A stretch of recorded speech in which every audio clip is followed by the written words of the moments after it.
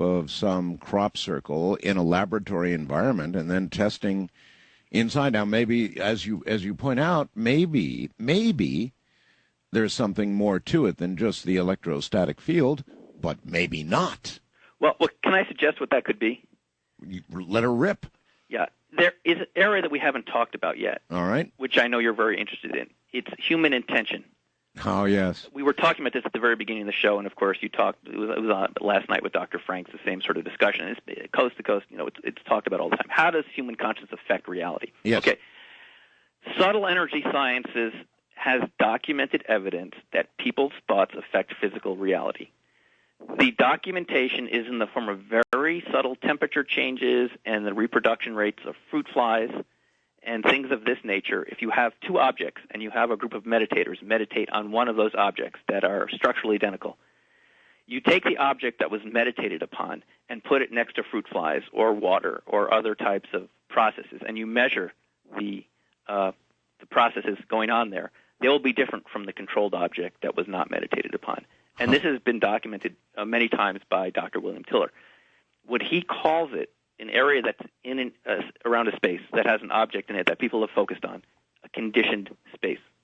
Now, the human circle makers that I know, and this is a very well-kept secret, they actually say prayers before they make their circles.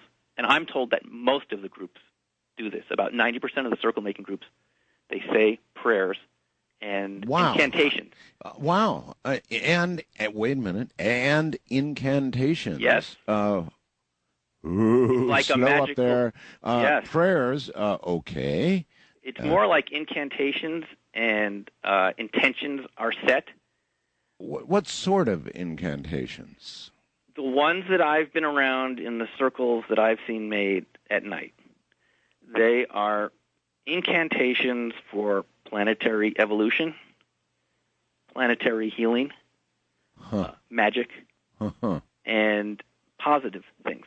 We're not talking about black magic here. We're talking about positive intentions and basically the prayer will go something like this, that may everyone who enter this circle experience some sort of magic in their lives.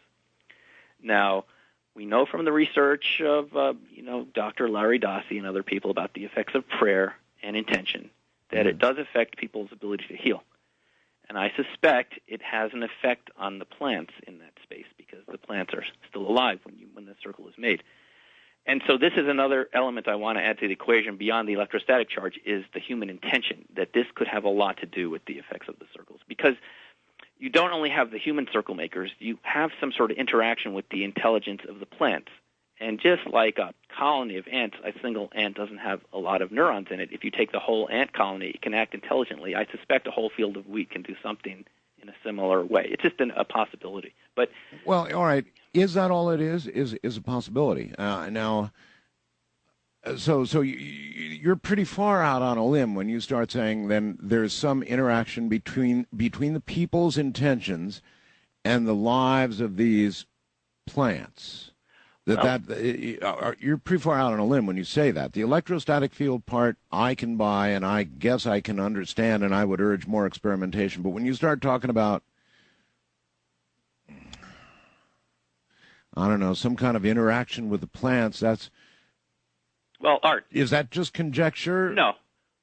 You know the work of Cleve Baxter. Yes, I do. The Secret Lives of Plants. Yes, of course. I've seen the documentation from that at some of these remote viewing conferences where they pulled out the whole data sheet that was printed out by these different machines that were measuring these plants' response in relationship, or the cells that they take from someone's T cells, and they will do something to the other T cells and see these T cells in another room react from the cells are from the same person. Right.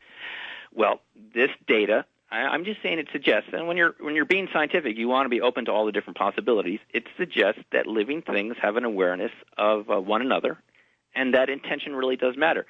I think Cleve Baxter's data suggests that plants have an awareness and intelligence that perhaps conventional science hasn't fully recognized.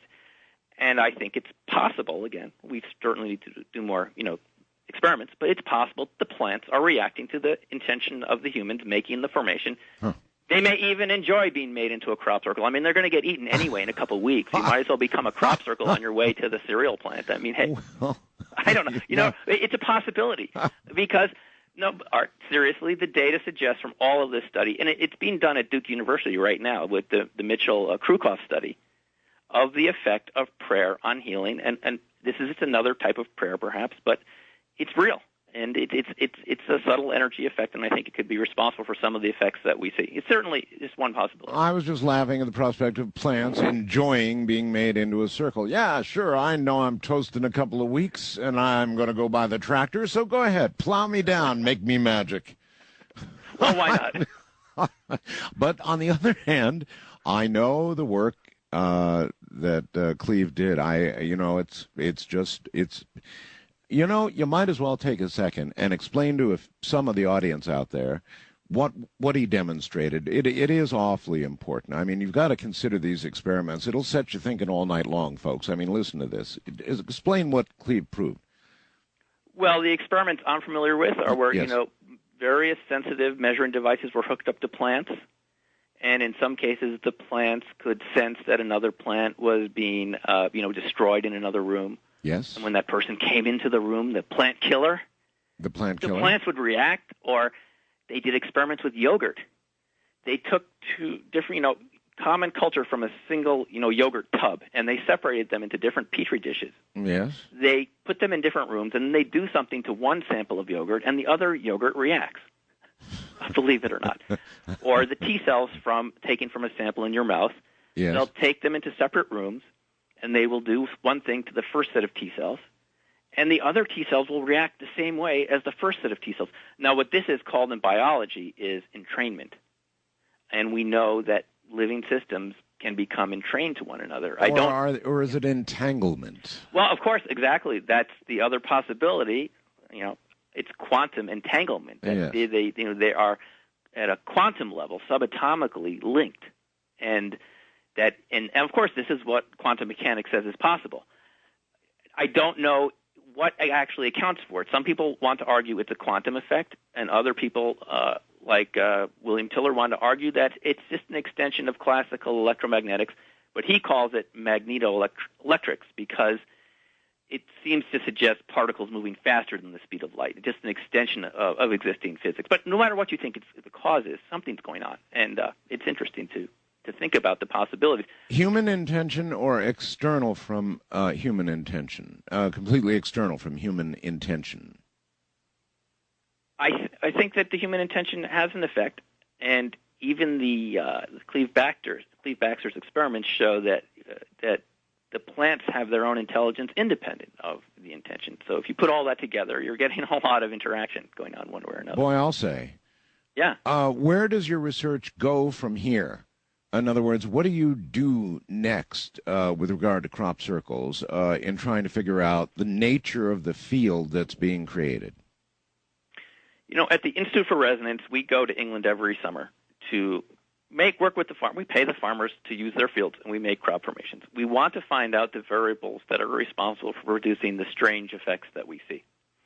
And the real thing is to find out what exactly is it that creates these strange effects in the crop formations. Is there something that we can narrow down? Is it a particular shape, a particular frequency? You're familiar with the area of physics called cymatics, that shapes can create sounds. And No. Well, this is something that actually I think they discovered about 100 years ago, is that if you take, like a pile of sand on a metal plate and you broadcast sound into the plate, Yes. these sand grains will spontaneously form into a coherent pattern. And as you change the notes that you're broadcasting into the metal plate, the sand grains will rearrange themselves into different shapes right before your eyes, coherently. It's almost like magic. But it's some sort of principle of physics where energy in the form of sound is converted into a shape. Now, the other possibility is also true, that the shapes themselves generate infrasound. You can't actually hear it, but that any shape, actually, if there's some sort of energy around it, will generate a sound. So you're going to go look for sound. Sound is certainly one possibility to look for. It's almost like these crop circles can be tuned to a specific frequency by virtue of the shape. And if we find out which particular shapes generate those effects, we could create our own formations, perhaps even in your own garden or on a small scale, not necessarily on a large scale, but something that we could reduce to a more